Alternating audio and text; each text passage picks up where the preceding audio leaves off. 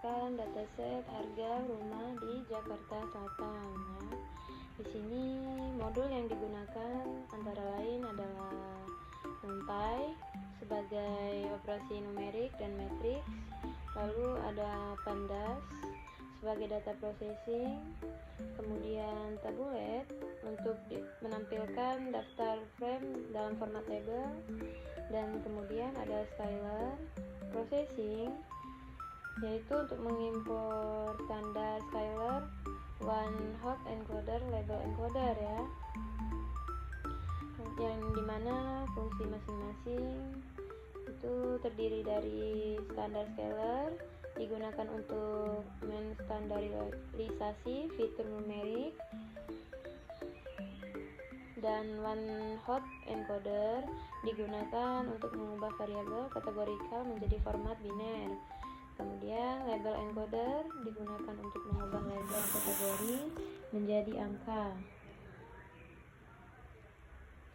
Lalu from Styler,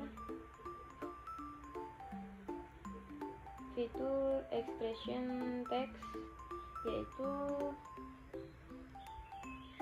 untuk mengimpor yang digunakan untuk mengubah teks menjadi representasi numerik berdasarkan frekuensi kata. Lalu from Styler, decomposition import PCA, yaitu digunakan untuk mengurangi dimensi data dengan cara mengubah variabel asli ke dalam kata yang lebih sedikit ya. Dan kemudian ada model selection, yaitu train test split, yaitu digunakan untuk membagi dataset menjadi data pelatihan ya. Dan kemudian ada modul ensemble, yaitu random forest, digunakan untuk klasifikasi berbasis atau keputusan yang kuat dan fleksibel ya. Dan kemudian ada matriks akurat score, yaitu digunakan untuk menghitung akurasi model pada dataset pengujian. Dan kemudian ada selection model selection ya. Dan kalau sudah digunakan sebelumnya lalu kita hapus, oke. Dan kemudian ada from linear Styler linear model, yaitu untuk kita mengimpor link model mencoba memprediksi nilai kontinu yang berdasarkan data ya. Lalu ini ada mean square error ya. Apa yang dimaksud MSE? Yaitu yang digunakan untuk mengukur sejauh mana produksi model ya, yang berbeda dari nilai. Dan R square itu yaitu digunakan untuk mengevaluasi seberapa baik model regresi dalam menjelaskan variabel data target.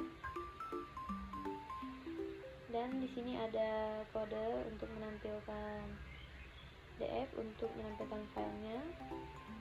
Dan berikutnya kita akan membaca file chat ke dalam variabel DF. Lalu kita akan melihat informasi dari data spread kita. Bisa dilihat di sini bahwa prediksi kita itu memiliki 1001 entries dengan memiliki 7 kolom ya. Dan di mana 7 kolom ini terdiri dari harga, LT, LB, JKT, JKN, GRS, dan kota ya. Tipe datanya integer, ada 4 kolom, dan objeknya ada 3 kolom. Dan memori yang digunakan adalah 549 lebih kilobyte ya.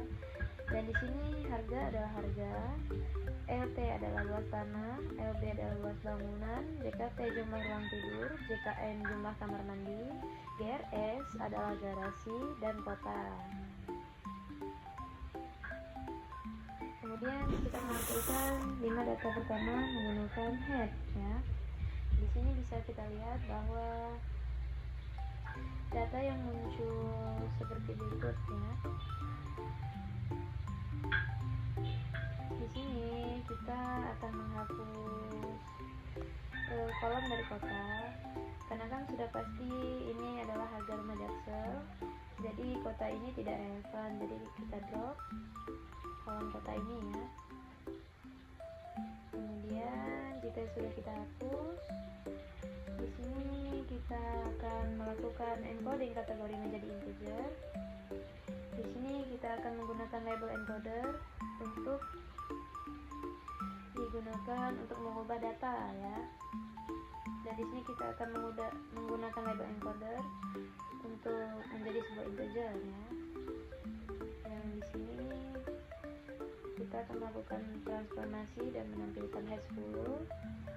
Dan bisa dilihat tadi adalah garasinya yang ada dan tidak ada, dan menjadi 0 dan tidak ada dan 1 ya.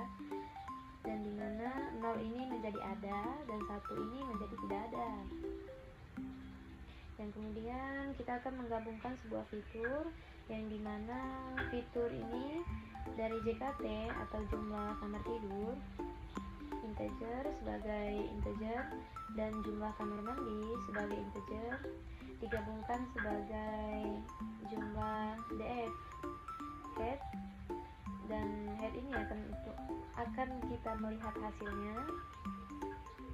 Di sini kita bisa melihat bahwa ada kolom jumlah ruangannya, yaitu berjumlahan dari jumlah kamar tidur dan kamar mandi ya. Selanjutnya kita akan melakukan PCA pada kolom JKT dan JKF, lalu akan muncul ya. Kita drop untuk kolom JKT dan JKM nya, dan kita akan tampilkan headnya seperti berikut. Di sini kolom JKT dan JKF sudah tidak ada, dan kita akan ke PCA result ya. Kemudian berikutnya kita akan melakukan model regresi data, yaitu di sini kita akan mengecek tipe datanya, tipe data harga, dan menghapus tanda titik. Kemudian lalu kita akan melakukan eksplorasi antara harga LT dan LB. Lalu yang ketiganya, selanjutnya kita akan melakukan model regresi linear, yang mana mendeklarasikan X dan Y ya, yaitu X nya di sini adalah LT dan LB, dan Y di sini adalah harga. Targetnya harga ya, dan ini prediktornya adalah LT dan LB, dan DX nya Y itu adalah harga. Dan kemudian kita bagi datanya, yaitu 80% untuk training dan 20% untuk testing ya. Dan kemudian membuat model regresi linear, lalu melatih model dan memprediksi harga menggunakan metode testing, lalu evaluasi model dan menghitung MSE mean square error, dan menghitung R-square nya untuk mengukur kualitas model. Lalu kemudian kita printkan dengan hasil seperti berikut ya. Dan bisa dilihat di sini akurasi sebagai harga LT dan LB terlihat cukup signifikan ya, karena mendekati 1. LT dan harga itu mendapatkan 0,7 ya, dan LB mendapatkan 0,65. Dan kemudian hasil evaluasi model mean square error, yaitu menghasilkan 7, sekian ya, yang dimana model ini kemungkinan besar akan menjawab salah ya, karena ini modelnya cukup tinggi. Dan kemudian R-square nya dapatlah 0,4 ya, 7 sekian. Lalu koefisien model dan LT nya adalah 234493 dan koefisien untuk LB 10850093 ya. Kemudian kita akan menyimpan model agar bisa digunakan untuk prediksi menggunakan chiplet yang model PKL nya. lalu menyimpan ambang harga untuk menentukan apakah murah atau mahal. Oke, di sini maka prediksi harganya yaitu adalah 20 sekian dengan kategori mahal ya. Oke, itu saja mungkin yang dapat saya sampaikan.